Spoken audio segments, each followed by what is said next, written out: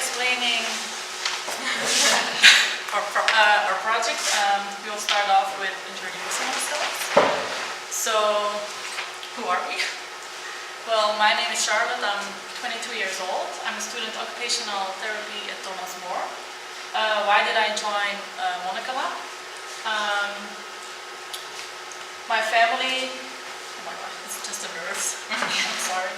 The target group always inspired me because my mother and sister, they work with people with disabilities. I also have my own experience.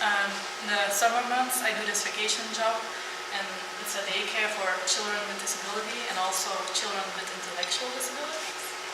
And I'm also interested in working with other disciplines so we can work and create new ideas and stuff like that. My name is Astrid. I'm 21 years old. I'm also a student occupational therapy at Thomas More. Why did I choose the project? I like to work with different disciplines. I like the target group. I'm an innovator. I want something new to create, and I like to try new things. My name is Floor, I'm 20 years old and I'm also a student occupational therapy. And why I joined Monnikenlab was actually because I'm really interested in the living of people with a disability and also to improve their quality of life. And the second one is because I'm interested in working with other disciplines and have their looks on different subjects, because we did this week. So my name is Kunshan. It's a Chinese name. I'm from Singapore. Currently I'm a master's student at Monnikenlab studying anthropology. Previously I was trained as an occupational therapist and also practicing as one in Singapore. I have quite a broad interest myself, reflected in my previous training in occupational therapy. So I'm interested in people's health and enabling people to lead independent, meaningful lives. I'm also interested in diversity in people and various cultures, and that's why I'm doing anthropology. I also have side interest in music and art in general. Lastly, I'm also interested in just further into my career. I'm getting more interested in teaching and pedagogical methods. So when Jan came to our faculty to give a talk and said there's this design thinking workshop in Monnikenlab happening, immediately it got me very interested. So my takeaway from my time at Monnikenlab here is that I hope this environment, it has been very nurturing and very fostering to help cross-fertilization of ideas, especially when there are colleagues from different disciplines. And also I hope to contribute as a pair of fresh eyes as an outsider from a different country, different culture.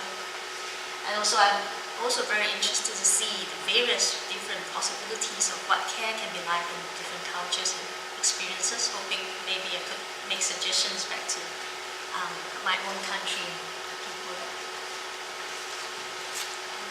I'm Marie. I'm in my last year of engineering architecture at Monnikenlab. I wanted to join Monnikenlab because last year I followed a course by Anne Helig. I don't know if you know her, but she's one of my teachers, and she teaches about universal design and inclusive architecture, and she really has the idea that we as an architect, we don't build for ourselves, but we design for the people that are going to live in there. So we need to know them and we need to see them as experts. And my master thesis this year is about the inclusive city and specifically alternative dwellings for the elderly. And I thought there were a lot of similarities with making housing possibilities for people with intellectual disabilities.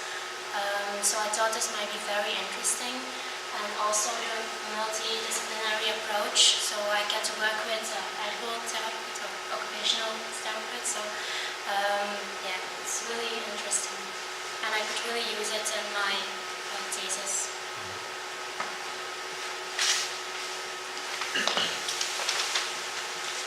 So I'm going to just open our project that has been brewing in Monnikenlab for the past 3.5 days, 4 days. And this is the working title that we have come up with. The main topic of interest is on co-housing. Right, so our topic is co-housing. Is it an option for people with intellectual disability? And we want to explore the future possibilities. The vision behind this project is that we hope to see the society evolve into becoming an inclusive society that would be able to accommodate people of various diverse backgrounds, and that people with disability can integrate successfully amongst people out in the villages, out in the towns and cities. And if these people need support and care, we hope that the care would be in the form of invisible care. The idea is that they won't stand out, they won't be stigmatized, and they blend in seamlessly amongst the rest of the population. So for who? It will be for people with intellectual disabilities. My colleague later will also elaborate on the details of the profiles that we hope to target in Narrow specifically a bit more. And Monica Heider could be a possible partner when we work on the co-housing project in the future. And we aim to have this project as a future-looking plan, which Monica Heider has a history of being very innovative, pioneers of different initiatives. So perhaps co-housing for people with disabilities could be a future evolution of how people will live in our cities and towns. And at the end of this whole exercise, we hope to produce something really tangible, not just a conceptual idea, but also something like a blueprint that you may be able to use with our recommendations. If you decide to build a co-housing, different locations, and maybe it could be a good reference. And our focus for our project, we have 3 arms. We'll be looking at architecture, which we have a subject expert here. We'll be looking at the inhabitants, which our therapists are also very interested in people-centered work. And we want to try to incorporate technology, which is emerging, and it's really becoming quite an important part of our future, and how all this will link together. We'll begin with architecture.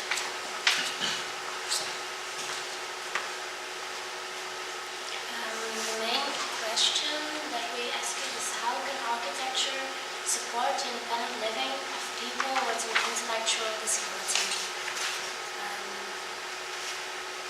We had a lot of options to choose. Is this project going to take place in a city, in a town, or in a village? It's all very different. Is it one house, an apartment, several buildings?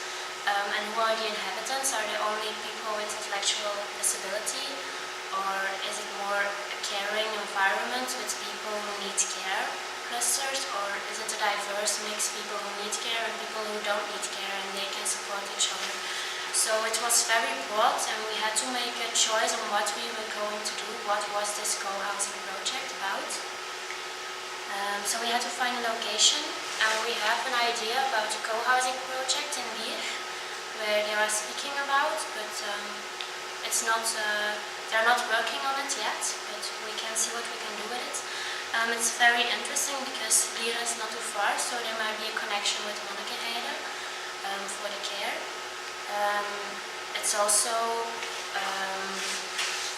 it's a city, so there's a large neighborhood where they can rely on. The location will say something about mobility. Can they reach the facilities by feet, or do they need to use their bikes, or will it be public transport, which is also very important? And are there other connections possible with local service providers? So these are things we need to research when we have our exact location in here. What I think is really interesting is more the tactile aspect of architecture. So things about the light, how does it come into the room? Do they need very much light or just a little? Do they like dark spaces? What are the materials, the colors of the materials? Are they very hard or very soft? how is a furniture working. So, and I think the occupational therapist also can have a clear view on that and help me with it. Then the sustainability, which is also a hot topic in architecture now. The question is, what if there comes a new resident with different needs? Can he also live there, or do we make one apartment specifically for someone with an intellectual disability? I think we need to make it very flexible. For example, accessibility needs to be a standard rather than we make one accessible apartment. It can be standards, it's positive for everyone. So can a person without an intellectual disability live there, and how do we do that? How can architecture support that? And how can architecture support an inclusive society? So then we're talking more about the size of the apartments or the houses, and how do we attract different kind of inhabitants, and how do we make it a normal society rather than we target one group of individuals. So when architecture designs spaces, design buildings, they also consider the spaces and the voids, and where these are the places where people will be. So we also want to consider, especially in co-housing, where the private space and the communal space are some of the main features of co-housing. So we will have to think through, do some research into thinking what size or scale private spaces should be, what sort of furniture or spaces it should have within it. And then we could also consider how common places are placed strategically so that people flow, be it to encourage interactions, or maybe they need a quiet space as well sometimes. So the clever designs of spaces would facilitate interactions, and we also have to think about solutions. Space usage, sometimes it could be multi-purpose usage as well. And the next part of the slide, I think on top of what Marie introduced on architecture, I think it's add another layer to the architecture, because now it interacts people with their environment. So from my background as an anthropologist, I'm more interested in how people view their spaces, what their spaces mean to them, and how do they experience it individually or collectively. So our main tools of our trade is ethnographic methods. So it could be to observe, record how they use their space, what they like, what they don't like, analyze it, and then provide some kind of interpretation. And hopefully that could go into some of the recommendations. So in a very broad picture, more long-term looking, we could be promoting a certain kind of reimagined lifestyles with people with intellectual disabilities. What they don't see as possible now, it could be possible for them in the future. But also a reimagined way of living in the minds of the public, how they could live with people with diversity within their own communities. I'm going to talk about technology. Why do we want to use technology in this project? We want to increase the independence of the people, so they don't need care 24 hours a day. We want that they can live the life they want to live. If they want to go outside, they can go outside. They don't need to ask to anybody. Also, we want to create a safety environment.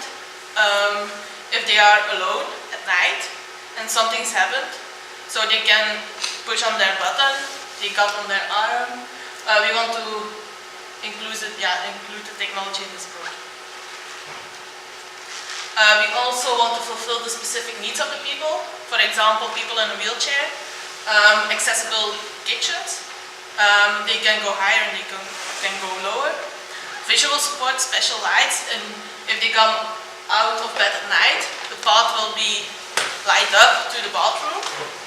Structural support, if they want to cook something, and they don't know how to do it, you can scan a QR code and watch a video how to do it.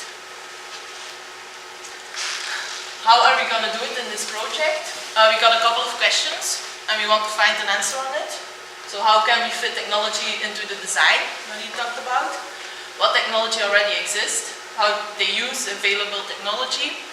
Is there any potential for new technology in the future? And what are the advantage and the disadvantage of technology use? And how are we going to find the answers? Model houses. There is a model house that's called Monnikenlab in Hasselt. There are a lot of technology for the future, so we want to look there. We're going to do some research. We're going to projects where they already use technology, and we're going to interview some people. My part of the research will be about the inhabitants of the inclusive community. At the first side, we really want to know the vision of the inhabitants with an intellectual disability. What is the idea around co-housing for them? The first thing is the location. Do they want to live in a city, or do they want to live in a town or a village? And what are the possibilities? The second one, community itself. How do they think it should look? Should it be one home with 4 different families in it? Should it be like 33 houses with one house of them on their own? Then their look on their studio or on their house itself. If there is more houses in the community, should they all be located in one house, or should they be separated? Then their vision on the collective areas. Do they want to have a common kitchen or not? Do they want the kitchen for themselves? Their relationship with neighbors. Do they want the neighbors to take care of them, give them help with some tasks or not? Their vision on care. Do they want care in the community or out of the community, or do they want care still given from an institution? And then last, the connection with the village or the city. Do they want to have job opportunities in the community or in the village that they will live in? The second vision that we want is of the neighbors in the co-housing. Also, their vision on community itself will be quite interesting in how they think it should function, and also the relationship they will have with the inclusive inhabitants. Do they want to do tasks for them? Do they want to give them help? Or do they just want to be around them and not be in contact with them? And the third one is the vision on the project owners. For us, it will be the project owners of the co-housing in Lier. Do they want to work with an institution who will give care or not?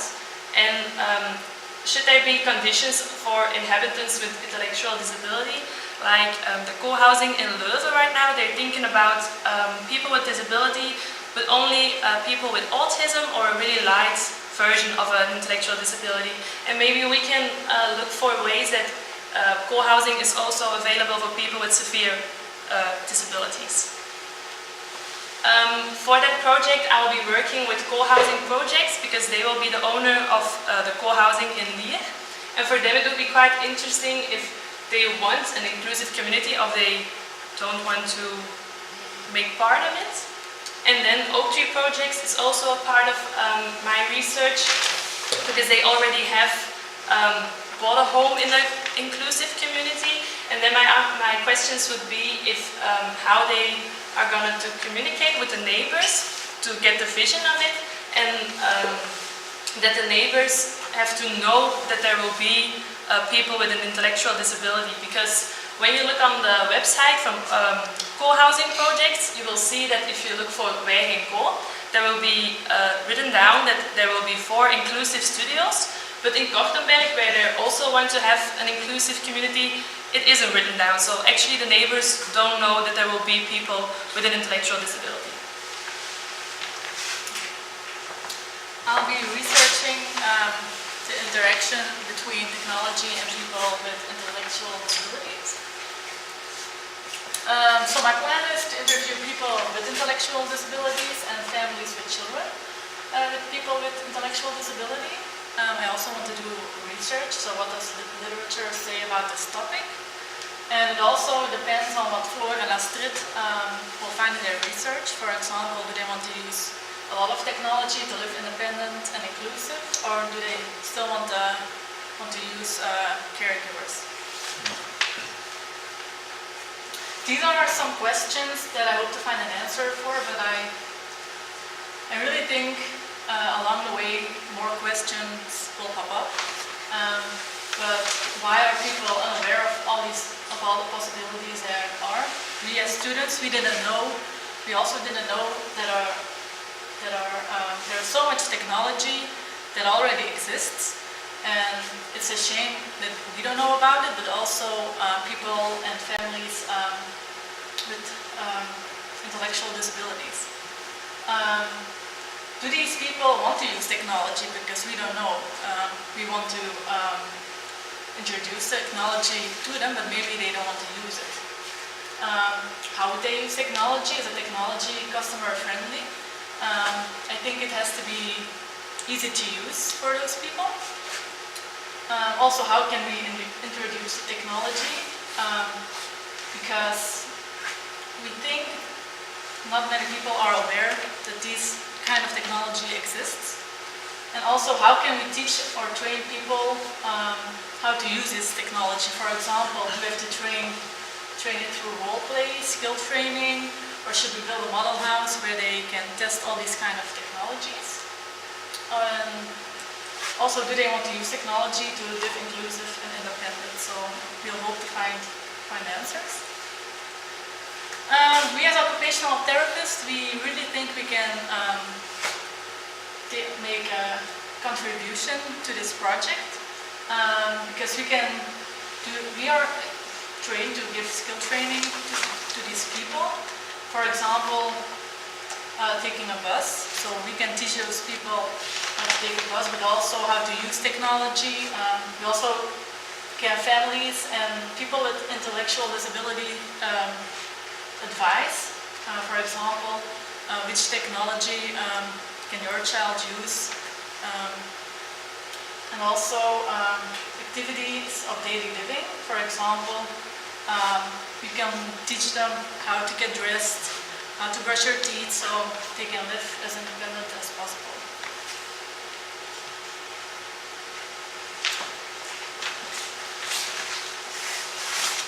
And to wrap up our ideas, this is our approach, how we are going to approach our project. So we began by design thinking, but by the end of this week is still not the end. We have done some exploratory observations and data collections, and that will already prompt us and give us some ideas on how to continue. And so far we have worked in a brainstorm in a multidisciplinary method, and we have also had the stakeholders to give us very practical, realistic inputs on what to expect. And after this week, we will go our separate ways, but we are not disconnected. We will do our individual research that we have tasked each other to do. And then we will share our work through Google Drive, Facebook group, and to already bounce ideas off from each other. So somebody from the research arm of architecture could put information there, and which could be used by another person who is looking at technology or the inhabitants and so on. And finally, we hope that by next June, we could come back here to give you a final presentation and report of our recommendations. And in between, if possible, it would be nice if we could come together, maybe in Sapan House again, as a place for us to reunite and to further develop our project further. We've come to the end of our presentation, and we would very much appreciate your opinions and your feedback to make this a real tangible and workable project.